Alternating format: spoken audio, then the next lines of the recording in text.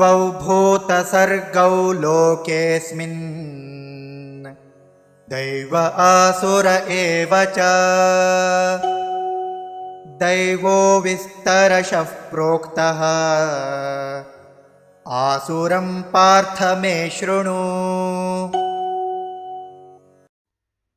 द्वौ भूतसर्गौ लोके अस्मिन् दैवः आसुरः एव च दैवः विस्तरशः प्रोक्तः आसुरं पार्थ मे शृणु।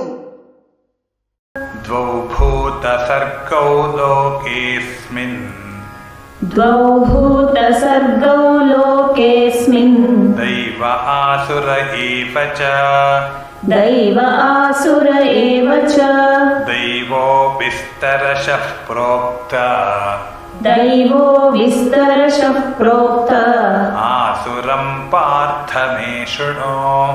आसुरं पार्थ मे शृणु।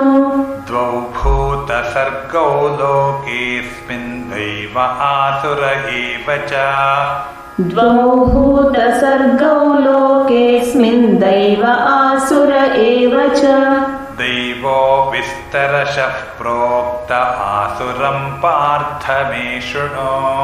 दैवो विस्तरशः प्रोक्त आसुरं पार्थ मे शृणु।